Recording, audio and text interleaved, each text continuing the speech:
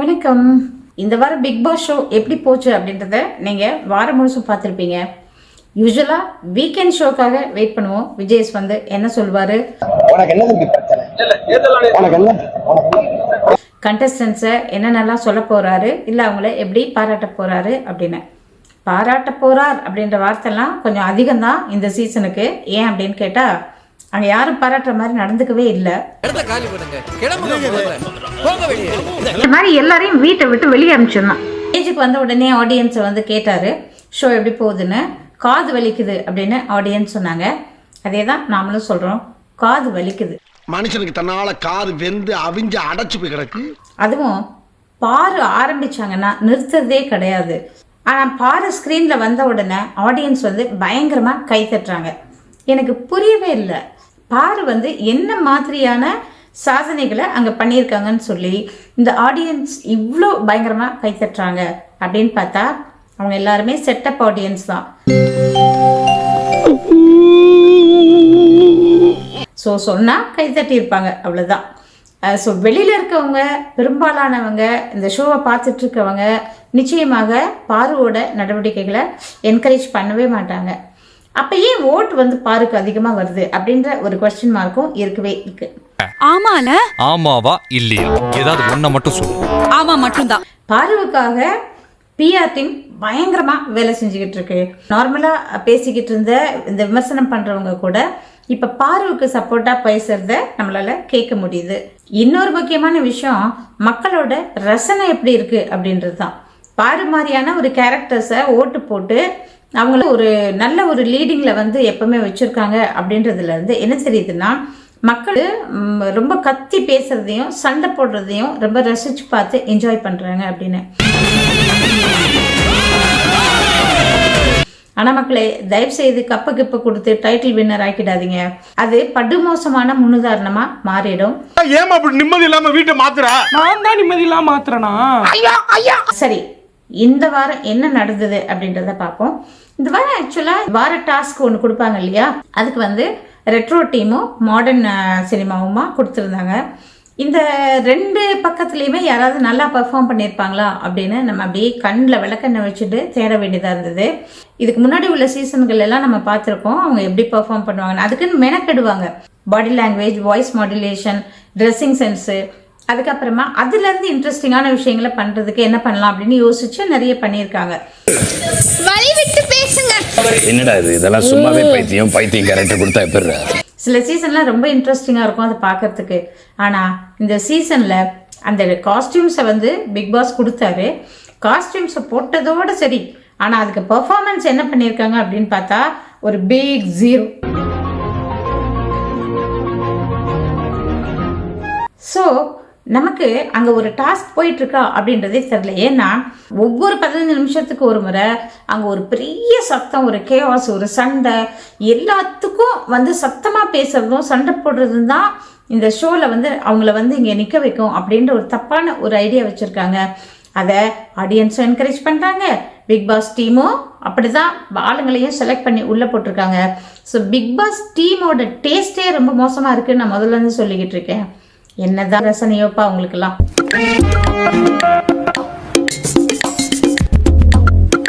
விஜய்ஸ் போகிற கவுண்டர்ஸ் 1-2 வந்து நல்லா இருக்கு, அது ரசிக்க முடியுது. ஃபார் எக்ஸாம்பிள் வந்து அழுதுகிட்டே அவர் போகிற மாதிரி கண்ணை வந்து தொடச்சிக்கிட்டு அப்படியே சிரிச்சுக்கிட்டே போனார். அதெல்லாம் பார்க்கறதுக்கு இன்ட்ரெஸ்டிங்காக இருந்தது. கடைசியில் முடிக்கும்போது அரசியல் கூட கொஞ்சம் பேசினார். விஜய்ஸ் அரசியல் பேசினார். ஆக்சுவலாக கமலஹாசன் பேசும்போது அவர் வந்து இப்படி ஹிண்ட் கொடுத்துட்டே இருப்பார் எப்போவுமே. அதில் அரசியல் நெடி வந்துக்கிட்டே இருக்கும். விஜய்ஸ் வந்து அதெல்லாம் பண்ணுறதில்ல. ஆனால் என்னமோ தெரியல, இந்த வாரம் ஒருவேளை எலெக்ஷன் காற்று இவர் பக்கமும் அடிக்குதோ அப்படின்னு நினைக்க தோணுது. என்னதான் அரசியல்வாதிகளை பயங்கரமாக 4-5 வருஷமாக விமர்சனம் பண்ணிக்கிட்டே இருந்தாலும் அப்புறம் அவங்க ஓட்டு கேட்டு வந்தால் ஓட்டு தான் போட போகிறீங்க, ஜெயிக்க தான் வைக்க போகிறீங்க அப்படின்ற மாதிரி நைஸாக யாருக்கு சப்போர்ட்டாக பேசுகிறாருன்றதே தெரியல. அப்படி ஒரு பஞ்ச் ஒன்று கொடுத்தாரு, கொஞ்சம் ரசிக்கும்படி இருந்துச்சு.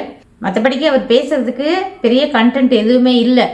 அதனால நிறைய நேரம் அந்த பக்கெட் சண்டையவே வந்து ஓட விட்டியும் அங்கே வந்திருந்த ஆடியன்ஸையும் பார்க்க வச்சாங்க. விஜயஸும் அதை தான் பார்த்துட்டு இருந்தாரு.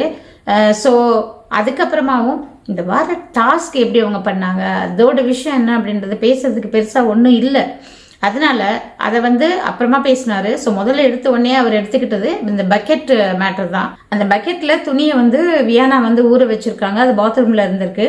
விக்கன்ஸ் விக்ரம எப்படியாவது அந்த இடத்த விட்டு போக வைக்கிறதுக்காக பார்வதி போட்ட பிளான் அப்படின்றது. பார்வதி இன்டென்ஷனலாவே அதை பண்ணியிருக்காங்க.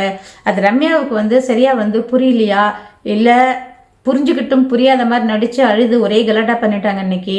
அதை வச்சு வந்து பிக் பாஸும் ஒரு சீனை ஒட்டி, அதாவது நான் வீட்டுக்கு போறேன் அப்படின்னு சொல்லி அவங்க அழுது கத்த, சரி நான் கதவை திறக்க சொல்றேன் நீங்க வெளியே போங்க அப்படின்னு விஜய் சொல்லிட்டு போயிட்டாரு.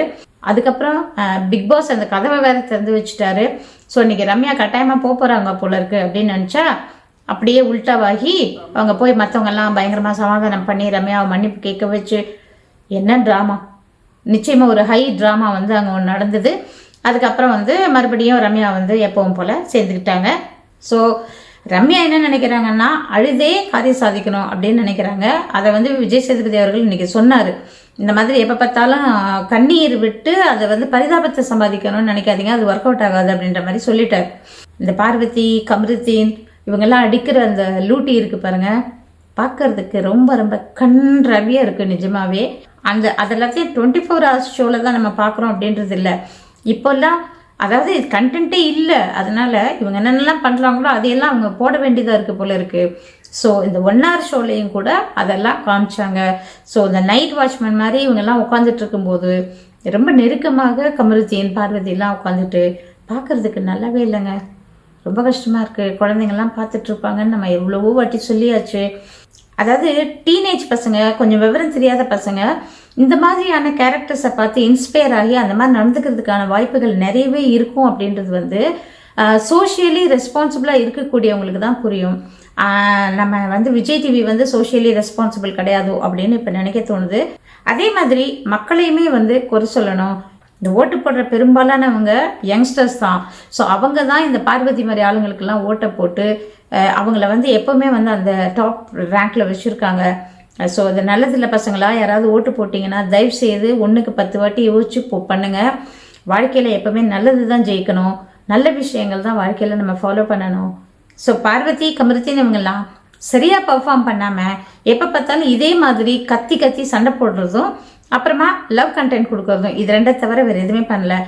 அதே மாதிரி பிக் பாஸ் டீமுமே இவங்களெல்லாம் இந்த மாதிரி பேச விடுறதும் ரொம்ப லேசி டாஸ்க் கொடுக்கறதும், அதனால தான் இவ்வளோ பிரச்சனையும். அது பார்க்கறதுக்கு ஷோ நல்லாவே இல்லை. ஆனால் இதுக்கு முன்னாடி இந்த பஸ் டாஸ்க்கு, இந்த ரோப்பை பிடிச்சிட்டு நிற்கிற டாஸ்க்கு, அப்படிலாம் ரொம்ப டஃப்பான டாஸ்க்லாம் கொடுப்பாங்க. அதெல்லாம் பார்க்கறதுக்கு ரொம்ப இன்ட்ரெஸ்டிங்காக இருக்கும். அந்த மாதிரி வந்து இந்த கண்டஸ்டன்ஸை வந்து என்கரேஜ் பண்ணி அந்த மாதிரி வெவ்வேறு விதமான டாஸ்க், அந்த செங்கல் டாஸ்க் போன வாட்டி ராணவ அடிபட்டுக்கிட்டாரு, அந்த டாஸ்க்லாம் கூட பார்க்கறதுக்கு ரொம்ப ரொம்ப இன்ட்ரெஸ்டிங்காக இருந்தது. ஸோ அதெல்லாம் பண்ணலாம், அந்த மாதிரி டாஸ்க்லாம் பண்ணால் கூட பரவாயில்ல. ஆனால் என்ன ரொம்ப அடிதடி ரகலையாக ஆகிடக்கூடாது, அந்த மாதிரியும் பிளான் பண்ணிக்கணும். ஏன்னா பாய்ஸ் கேர்ள்ஸ் 2 பேரும் சேர்ந்து விளையாடும் பொழுது கேர்ள்ஸ் வந்து கொஞ்சம் வீக்கராக இருப்பாங்க அப்படின்றத மனசில் வச்சுக்கிட்டு அந்த மாதிரி கேம்ஸை பிளான் பண்ணணும். So this is really horrible. So Vijay Sethupathi அவர்களுக்கு இந்த வாரம் பேசுறதுக்கு அந்த பக்கெட் பிரச்சனையை தவிர வேற எந்த பிரச்சனையுமே இல்லை போல இருக்கு. இல்லை என்ன போல இருக்கு, வேற எந்த பிரச்சனையுமே இல்லை. நம்ம தான் ஷோ பார்த்துட்டு இருக்கோமே. ஒரு விஷயம் அவர் வந்து என்ன சரியா சொன்னார்னா, அந்த பக்கெட்ல இருக்கிறது துணி தானே, அதுக்கே இவ்வளோ இஷ்யூ பண்ணணும் அப்படின்னு. ஒரு ஒன்றும் இல்லாத ஒரு விஷயத்த கூட, ஒன்றும் இல்லாத வார்த்தைகளுக்கு கூட அதை விவகாரமான வார்த்தைகளாக மாற்றி அதுக்கு கலர் சாயமெல்லாம் பூசி அதை பயங்கரமாக வந்து ஹாரிபிளாக அதை மாற்றுறது, அதுவும் வல்கராக ஹாரிபிளாக அந்த டோன் செட் பண்ணுறதுன்றது வந்து ரொம்ப இயல்பாக நம்ம கண்டஸ்டன்ஸ் வந்து பண்ணிக்கிட்டு இருக்காங்க. இது வரைக்கும் நான் சொன்னது சாட்டர்டே எபிசோட். சாட்டர்டே எபிசோட்ல ஒரே ஒரு விஷயத்த நான் மிஸ் பண்ணிட்டேன். இவங்களே ஆடியன்ஸ்ல இருந்து ஒருத்தங்களை செட்டப் பண்ணி ஒரு கேள்வி கேட்க சொன்னாங்க. அதாவது விஜய் சேதுபதியை பார்த்து அவங்க கேட்குறாங்க, நீங்கள் வந்து கதையெல்லாம் செலக்ட் பண்ணி உங்களோட ஓன் டெசிஷனில் ஒரு முடிவெடுத்து நீங்கள் சினிமாவில் நடிப்பீங்க. ஸோ அதோட சாதக பாதகங்களை நீங்கள் அக்செப்ட் பண்ணிக்கலாம். ஆனால் நீங்கள் வந்து இங்கே ஒரு டீமில் வந்து சொல்கிறத தான் நீங்கள் கேட்குறீங்க. அப்படி இருக்கும்போது சோஷியல் மீடியாவில் உங்களை பற்றி பயங்கர மோசமாக கமெண்ட் பண்ணுறாங்களே, அதை பற்றி நீங்கள் என்ன நினைக்கிறீங்க அப்படின்னு கேட்டப்போ அவர் எது எப்படி இருந்தாலும் இந்த மாதிரி விமர்சனங்கள்லாம் வரும். விமர்சனங்கள் வர வர எங்களுக்கு வந்து ஒன்றும் பிரச்சனை கிடையாது, அதை நாங்கள் ஏற்றுக்குவோம். நீங்கள் இன்னும் கொஞ்சம் கூட விமர்சனம் பண்ணுங்கள், அதை பற்றி எங்களுக்கு கவலை இல்லை அப்படின்ற மாதிரி அவர் வந்து சொன்னார். உனக்கு வெக்கமா இல்லை? இந்த விமர்சனங்களை பற்றின விஷயங்களை நான் இந்த வீடியோ முடிக்கும்போது சொல்கிறேன். ரொம்ப முக்கியமான ஒரு விஷயம், மேபி என்னோட பாயிண்ட் ஆஃப் வியூலேருந்து நான் பார்த்த வரைக்கும் எனக்கு தெரிஞ்சதை நான் சொல்கிறேன். அது கரெக்டான்றதை நீங்கள் தான் முடிவு பண்ணணும். அப்படி என்னதான் சொல்ல ஆசைப்படுற? முழுசா சொல்லிடுறியா? நான் கேட்டு தொலைறேன். சரி, சண்டே எபிசோடில் எல்லா கண்டஸ்டன்ஸ்கிட்டையும் யார் வந்து யாரை வந்து டம்ப் பண்ணுறாங்க, அதாவது யாரை வந்து ஓவர் ஷேடோ பண்ணுறாங்க அப்படின்ற மாதிரி ஒரு கொஸ்டினை வந்து கேட்டார். எல்லாரும் மாறி மாறி எல்லாரையும் சொல்லிக்கிட்டாங்க. எக்ஸப்ட் நான் நினைக்கிறேன் பிரஜின், சாண்ட்ரா அண்ட் அமித்தை மட்டும் யாரும் சொல்லலை. மற்றவங்க எல்லாரும் ஒருத்தங்க மாறி மாறி பயங்கரமாக குற்றம் சாட்டிக்கிட்டாங்க. அப்புறம் மற்ற எல்லா விஷயத்தையுமே அவர் அட்ரஸ் பண்ணார். ரம்யா கேப்டனாக இருந்தப்போ அங்கே ஏதோ ஒரு விஷயத்தை அட்ரஸ் பண்ணுறதுக்காக எல்லாரையும் கூப்பிட்டு உட்கார வச்சு எதை பேசிகிட்டு இருந்தாங்க. அந்த நேரத்தில் வந்து அவங்களுக்கும் கமர்த்தினுக்கும் நடந்த வாக்குவாதத்தில் வந்து உட்காருடா அப்படின்னு சொல்ல உடனே பார்வதி வரைஞ்சி கட்டிக்கிட்டு சண்டைக்கு வர, அதை டாலரேட் பண்ண முடியாத ரம்யா திருப்பி கத்த, அப்புறம் திவ்யா இந்த சண்டையில் ஜாயின் பண்ண, அப்புறம் திவ்யா கமருதீனையும் பார்வதியவும் இப்படி கையை காமிச்சு ஏதோ ஒன்று சொன்னாங்க. எனக்கு சத்தியமா அது என்னன்னு புரியல. உங்களுக்கு எல்லாம் ஒரே குழப்பமா இருக்குல்ல? ஆமா. அப்புறம் வினோத் வந்து ஆக்சுவலா வினோத் கொஞ்சம் எக்ஸ்ட்ரீமா தான் இந்த வாட்டி நடந்துக்கிட்டாரு. அவர் வந்து முன்ன மாதிரி இல்லாமல் கொஞ்சம் அவரோட பிஹேவியர்லேயே கொஞ்சம் டிஃப்ரென்ஸ் தெரியுது. அது வந்து சொன்னார், ரொம்ப கோவப்படுறீங்க, நிதானம் இல்லாமல் நடந்துக்கிறீங்க சில நேரத்தில் அப்படின்ற மாதிரிலாம் வினோதை வந்து பயங்கரமாக குற்றம் சாட்டிட்டு இருந்தார். அப்புறம் ரம்யாவோட கேப்டன்சியை பற்றி எல்லாரையும் சொல்ல சொன்னார். மறுபடியும் சண்டே எபிசோட்லேயும் ரம்யாவை நல்லா ரோஸ்ட் பண்ணார். ரம்யா வந்து ஒரு சிம்பத்தி கார்டு ப்ளே பண்ணுறாங்க, அதை விஜயஸ் கண்டுபிடிச்சிட்டாரு. ஸோ அதுக்கு தான் திரும்ப திரும்ப ரோஸ்ட் பண்ணிக்கிட்டே இருந்தார். இது எல்லாமே ஓகே தான், ஆனால் ரொம்ப முக்கியமான ஒரு விஷயத்தை வந்து அவர் அட்ரஸ் பண்ணாமல் விட்டுட்டார். அது சுபிக்ஷாவுக்கும் சாண்ட்ராவுக்கும் நடந்த ஒரு சண்டை. அதாவது அந்த நெக்லஸை வந்து காவல் காக்கிறதுக்காக அது பக்கத்துலேயே ஒரு சேர் போட்டு சாண்ட்ரா உட்காந்துருந்தாங்க. சாண்ட்ரா எங்கேயோ நகர்ந்து போன நேரத்தில் சுபிக்ஷா வந்து அதில் உட்காந்துக்கிட்டாங்க. திரும்ப வந்து சாண்ட்ரா அவங்களை எழுந்துக்க சொன்னாங்க. சுபிக்ஷா எழுந்துக்க மாட்டேன் அப்படின்னு சொன்னாங்க. பதிலுக்கு சாண்ட்ரா அந்த சேரோட ஆர்மில் போய் கம்ஃபர்டபுளாக உட்காந்துக்கிட்டாங்க. உட்காந்துக்கிட்டதோட மட்டும் இல்லாமல் பின்னாடி வந்து அந்த சேர்ல இருந்த சுபிக்ஷாவை ஏதோ சொல்லி சொல்லி இப்படி கையை வச்சு இடிச்சாங்க. அந்த கை வந்து நிச்சயமாக போய் சுபிக்ஷாவோட செஸ்டில் பட்டுச்சு. நிச்சயமாக வலிச்சிருக்கும் சுபிக்ஷாவுக்கு. அந்த விஷயத்தை ஏன் அட்ரஸ் பண்ணல? சாண்ட்ரான்றதுனாலயா? இது ரொம்ப அநியாயம். என்ன அடுத்தது யார் எலிமினேட் ஆக போகிறாங்க அப்படின்னு சொல்லி பிரஜினோட கார்டை காமிச்சு பிரஜினை ஸ்டேஜுக்கு கூப்பிட்டு, அது ஒன்ஸ் அவர் வெளியில் வந்த உடனே அவர் வந்து கேமில் இல்லை அப்படின்றதுனால ரெண்டு பேரும் நண்பா மச்சான் அப்படிலாம் பேசி அது வந்து ரொம்ப அழகாக இருந்தது பார்க்கறதுக்கு. அந்த ஃப்ரெண்ட்ஷிப்பை வந்து அவங்க வந்து ஆனர் பண்ணுறது ரொம்ப நல்லா இருந்தது.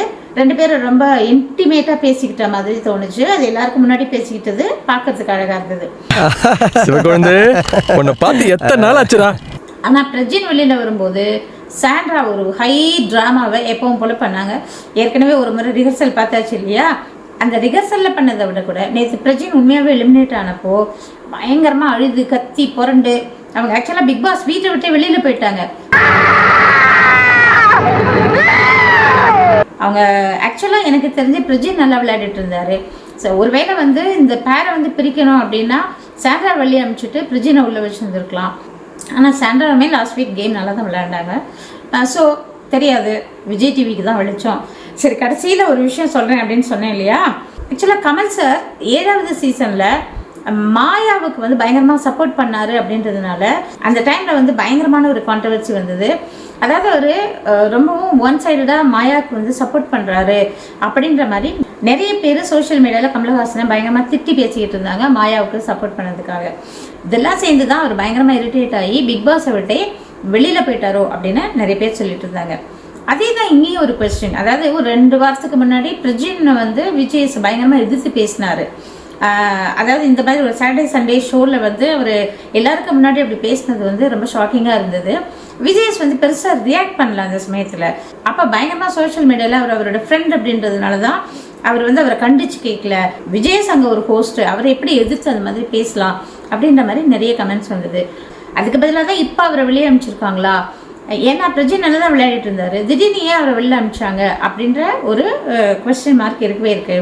பிரஜினை வெளியே அனுப்பிச்சதுக்கு முக்கியமான காரணம் இவங்க 2 பேரும் ஃப்ரெண்ட்ஸாக இருக்காங்க.